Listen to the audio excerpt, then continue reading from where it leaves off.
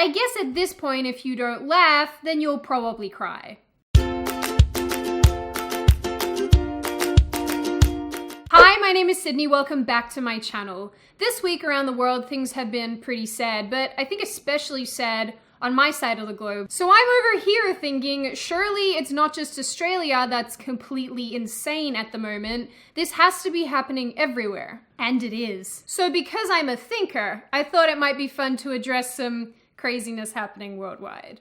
Because why not? Let's start in the United States. Some of you may or may not be aware of the fact that after 2 years of investigation, the Trump-Russia collusion story has finally drawn to a close. What's the end result, you might be thinking? No collusion. I know, right?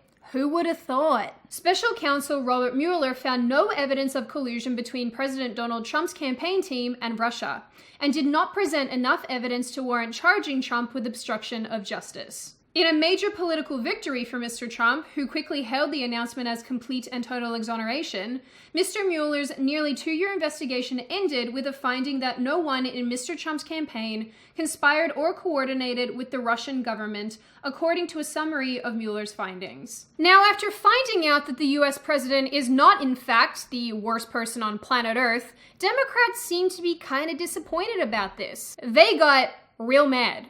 In fact, I'm pretty sure that a CNN reporter cried on air about it. Robert Mueller is still, at this point, publicly silent. For the bulk of us, or at least for those of us who think independently, this seems like case closed. No collusion, no proof of collusion, no wrongdoing. Just about time to let it go, huh? Wrong. Mueller is now apparently a Russian agent, and he's the one who needs to be investigated. At this point, everyone in America is a Russian spy. You know what? America as a whole is just one big Russian spy. So the net effect is, after years and years of investigation into this, people are so unwilling to accept the facts that they're willing to say that Robert Mueller is in fact a Russian agent.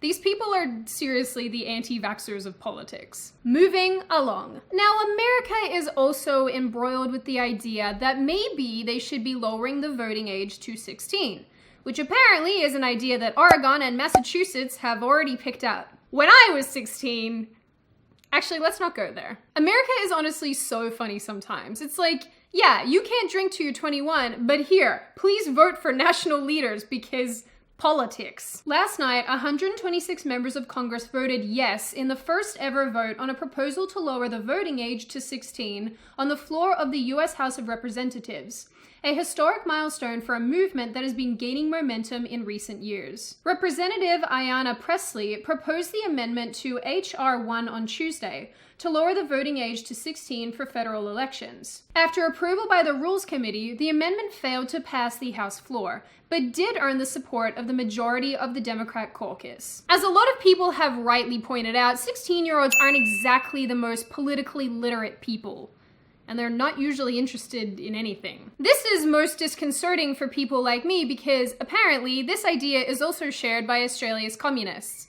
I mean, the Australian Greens Party. In the end, these bills and ideas keep being pushed back because I think the bulk of people realize that lowering the voting age to 16 and giving teenagers responsibility like that will never be a good idea, for obvious reasons. Let's turn our attention to Europe. So, Italy deported 1,500 migrants and bulldozed a refugee camp. Over the weekend, France's military was given permission to shoot at Yellow Vest supporters if they were endangering lives. And in Sweden, they could be including non-binary in their official statistics, particularly in relation to population. Then we come to Britain.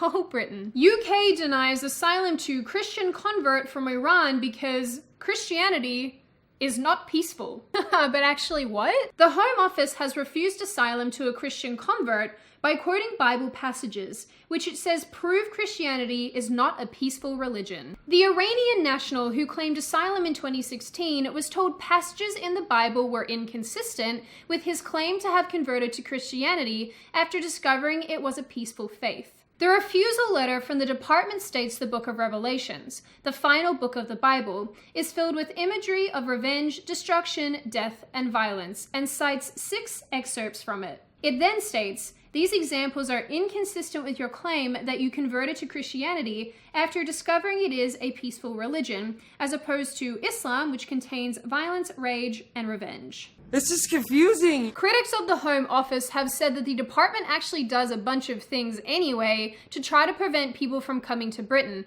which may or may not be true, we really don't know, but what strikes me as somewhat odd is the kind of people that it already lets in. Speaking of other dumb things that Britain is currently trying to do, apparently they're floating the idea of a second referendum. If at first you don't succeed, force your population to vote again. One of Theresa May's most senior cabinet ministers has raised the prospect of a second referendum to break the Brexit deadlock, as speculation over the future of the UK Prime Minister and her twice-defeated divorce bill reaches fever pitch. A day after hundreds of thousands marched in central London to demand another public vote, Chancellor Philip Hammond said a second referendum, likely to be one of the options put to lawmakers in the coming days, was a coherent proposition that deserves consideration. Some critics have said this is plainly undemocratic.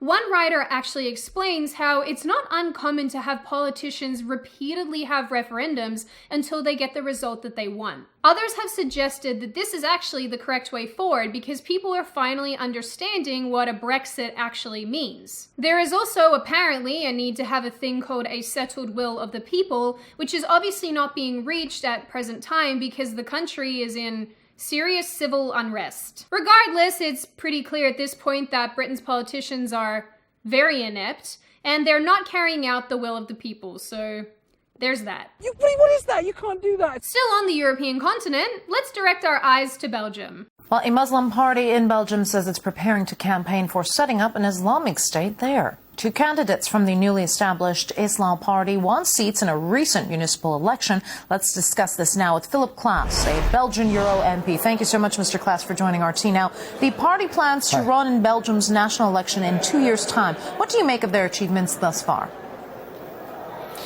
Well, of course, it's very worrying to see what's happening now. We see people from with an Islamic background forming their own political parties now and demanding, the introduction of Sharia law and an Islamic state in Belgium.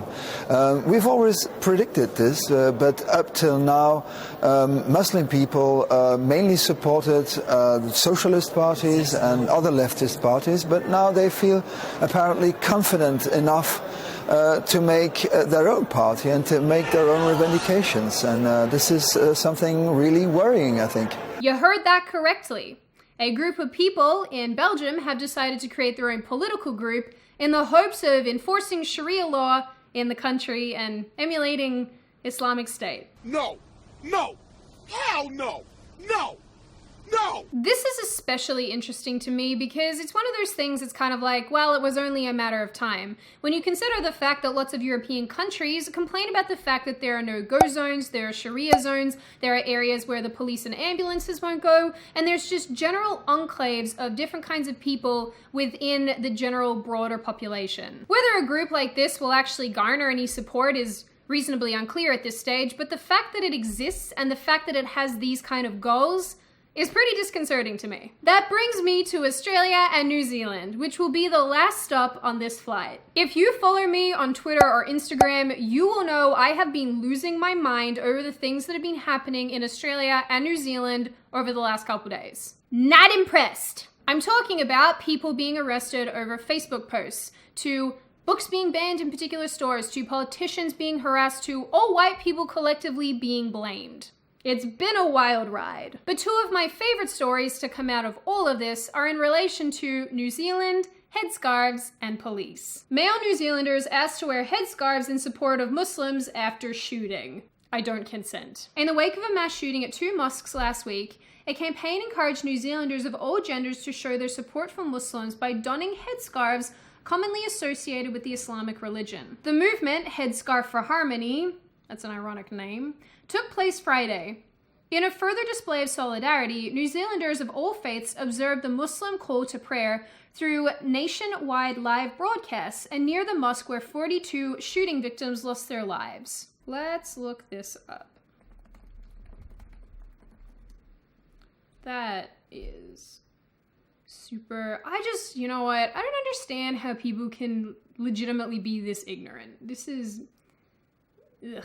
Right, so besides the fact that this is a legitimate symbol of oppression, I don't really understand the rationale of people who think that they can pay respects to a particular group of people by wearing an item of clothing that represents a particular culture or religious group. I already made this point in a fairly aggressive tweet, but I just don't really get it because you never see people wearing crosses or kippas or whatever when Jews and Christians are attacked, so why are you doing it in this particular situation? It's just so bizarre. If you're interested at all, I found an article that basically lists the amount of things happening in New Zealand in relation to this issue that are leaving a lot of people feeling quite displeased. The thought police are out in full force and people are scrutinized for hate speech. Green ribbons are being worn as a symbol against hate. Mosques and many of the prayer rooms continue to be protected by armed police. Police aren't usually armed in this country. Whitcoulls, one of our bookstores, probably the oldest, has removed Jordan Peterson's book 12 Rules for Life from its shelves because he was photographed with a member of the public wearing an anti-Islamic t-shirt while he was in New Zealand recently. Apparently, that is being construed as him having something to do with the madman's agenda. On Tuesday, a Muslim prayer was said in Parliament. Just recently, all Christian prayer in Parliament was removed. School students have been praying inside mosques. Lastly, New Zealand's police force has been armed to the teeth in response to all of this. And in order to make people feel better, they've been putting flowers in their holsters. New Zealand police are placing flowers in their holsters to take focus off firearms in wake of terrorist attack. I really don't know what to say about all of this because if I'm perfectly honest, it just kind of reminds me of this photo. And you guys know how I feel about hippies. I will say that the role of police has changed a lot over the years, but I think in this particular situation, what they're doing is totally unnecessary. Those of you who are more empathetic might see this as a super positive move, but for someone like me, this doesn't exactly inspire confidence in the police force. I would feel more safe if they were walking around looking super tough and ready to engage with crazy people. That would make me feel better, not the flowers. So there you go. There are a bunch of examples of how everyone has totally lost the plot. If you know of any more, feel free to leave a comment because all of us could do with a laugh. As always, if you like the video, hit subscribe and the thumbs up button. If you want to leave a comment, feel free to do so. Just don't be rude about it. And I will see you guys next time.